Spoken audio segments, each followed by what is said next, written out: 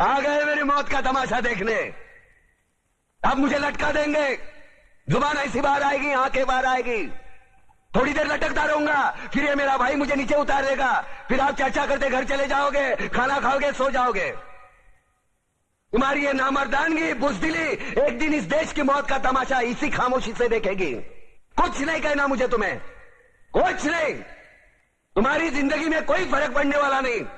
अंधेरे में रहने की आदत पड़ी है तुमको, गुलामी करने की आदत पड़ी है। पहले राजा महाराजाओं की गुलामी की, फिर अंग्रेजों की, अब चंद गद्दार नेताओं की और गुंडों की। धर्म के नाम पर ये तुम्हें बहकाते हैं, तुम एक दूसरे के गले काट रहे हो। काटो काटो। ऊपर वाला भी ऊपर से देखता होगा तो उसे शर्म आती होगी, सोचता होगा मैंने सबसे खूबसूरत चीज बनाई थी, इंसान। इंसान नीचे देखा तो सब कीड़े बन गए, कीड़े कीड़े। रेंगते रहो, सटते रहो और मरो। आए और गए, खेल खत्म। क्यों जिए मालूम नहीं, क्यों मरे मालूम नहीं। कलम वाली बाई क्रांति लाना चाहती थी, कलम के जोर पर काले वर्तमान को खत्म करना चाहती थी। कौन समझा उसकी बात को? सब साले मुर्दे, जिंदा लाशें। किसे जगाती वो? मैं जाग गया, कुछ अच्छा काम करके जा रहा हूं, सुकून है। लेकिन ध्यान में रखना, तुम्हारी ये खामोशी कल तुम्हारे बच्चों के लिए रोना बन जाएगी। ये कानून वाले, वर्दी वाले नेता, इन्होंने अपना ईमान बेच दिया। एक दूसरे को जलाते वक्त तुम्हारा ईमान कहा गया था, भाड़ में।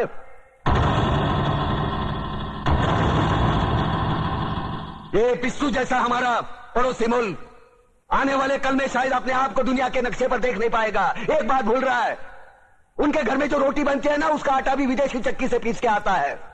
साले अपने खुद के देश में सुई नहीं बना सकते और हमारे देश को तोड़ने का सपना देखते हैं।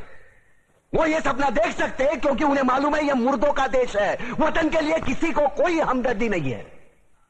इसे तोड़ना बिल्कुल आसान है। मैं हिंदू, मैं मुसलमान, मैं सिख, मैं फलाना, मैं ढिमका। एक लाठी को तो कोई भी तोड़ सकता है, लेकिन लाठी के भारे को तोड़ना मुश्किल है। मैंने बचपन में पढ़ा था, स्कूल में, तीसरी में। मैं क्यों समझा रहा हूं तुमको? क्यों समझा रहा हूं? पागल हूं मैं? भूसा भरा पड़ा है मेरे दिमाग में। क्यों बातें कर रहा हूं इन पत्थरों से? हंसो हंसो, खुशियां मनाओ। क्रांति की राह पर एक और कुत्ते की मौत मरने जा रहा है, कल कोई और मरेगा, हमें क्या? हम इसी तरह जीते रहेंगे, है ना? जियो भाई जियो, जैसे चाहिए वैसे जियो। मैं हिजड़े की जिंदगी जीना नहीं चाहता। ए ला, चल चल ला।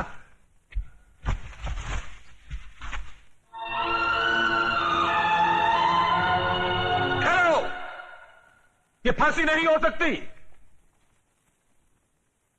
उन देशद्रोहियों के खिलाफ जो सरकार को सबूत मिले हैं, उससे साबित होता है कि प्रताप ने उनको मारकर देश का उद्धार किया है।